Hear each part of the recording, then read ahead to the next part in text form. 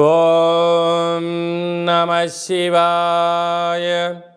ఓం నమో నారాయణాయ. కర్మ నివారణ నరదృష్టి నివారణ కాళభైరవాయ నమో నమః. ఓం కాళకాలాయ విద్మహే కాళాతీతాయ ధీమహి తన్నో శ్రీ కర్మ నివారణ కాళభైరవాయ నమో నమః.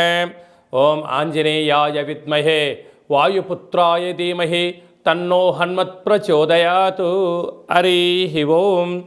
మా ఛానల్కి స్వాగతం. చూస్తున్న వీక్షకులకు ప్రేక్షకులకు ప్రియ కాళభైరవ భగవద్బంధులకి స్వాగతం పలుకుతూ మమ్మల్ని ఎంతగానో ఆదరిస్తూ ఉండబడినటువంటి ప్రియ సోదర సోదరీమణులకు, జ్యోతిష్య అభిమానులకు, సనాతన ధర్మ సంరక్షకులకు అందరికీ కూడా హనుమత్ జయంతి పండగ శుభాకాంక్షలు. 16/6/2024 నుండి 30/6/2024 వరకు పుట్టినటువంటి వారందరికీ కూడా ముందస్తుగా జన్మదిన శుభాకాంక్షలు. గతంలో వివాహం చేసుకున్న వారికి వివాహ వార్షికోత్సవ శుభాకాంక్షలు. 16/6 నుండి 30/6/24 వరకు ద్వాదశ రాశుల్లో గ్రహ గమనాన్ని ఒకసారి వీక్షింపచేద్దాం.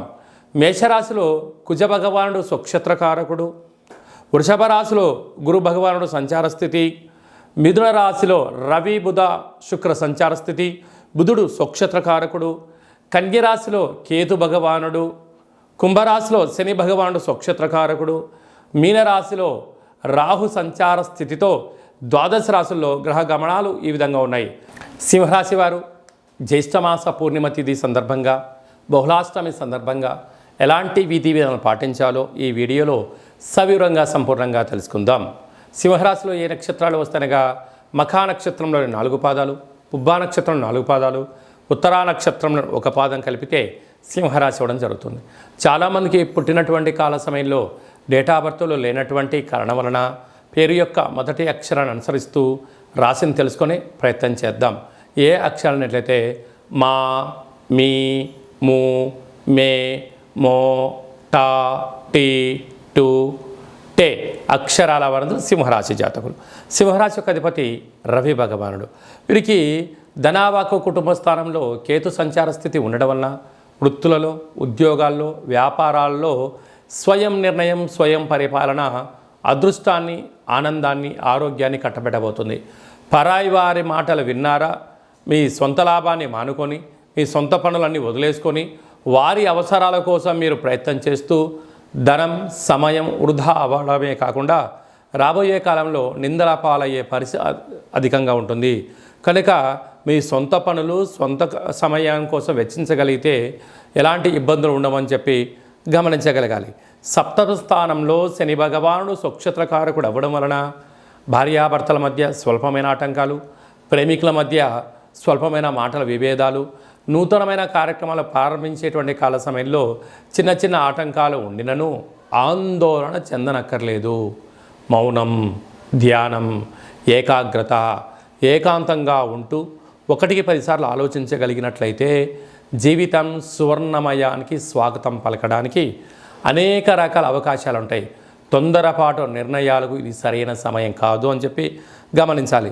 పోతే అష్టమంలో రాహు సంచారము చేయడం వలన మీ యొక్క జన్మ నక్షత్రం రోజున అష్టమి పూర్ణిమ తిథి ఎందున దూర వాయు జల ప్రయాణాలు పెట్టుకోకపోవడం, గొడవలకు దూరంగా ఉండడం, మౌనంగా ఉండడం, ఏదన్నా చెప్తే ఆ రోజు ఊకొట్టి ప్రశాంతంగా ఉండగలిగితే పెద్ద పెద్ద సమస్యలను నివారించే పరిస్థితి ఉంటుందని చెప్పి గమనించాలి.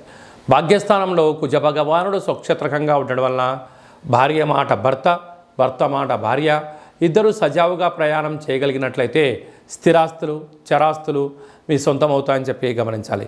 రాజ్యస్థానంలో గురు భగవానుడు సంచారం చేయడం వలన వృత్తులలో, ఉద్యోగాల్లో, వ్యాపారాల్లో మీకు మంచి ప్రమోషన్స్ వస్తూ ఉన్నత స్థాయికి ఎదగడానికి భగవంతుడు మంచి అవకాశాలు ఇవ్వబోతున్నాయి. కనుక సక్సెస్ ఆఫ్ ఫెయిల్యూర్ అనేది మీ వ్యక్తిగత మీద ఆధారపడి ఉంటుందని చెప్పి గమనించాలి.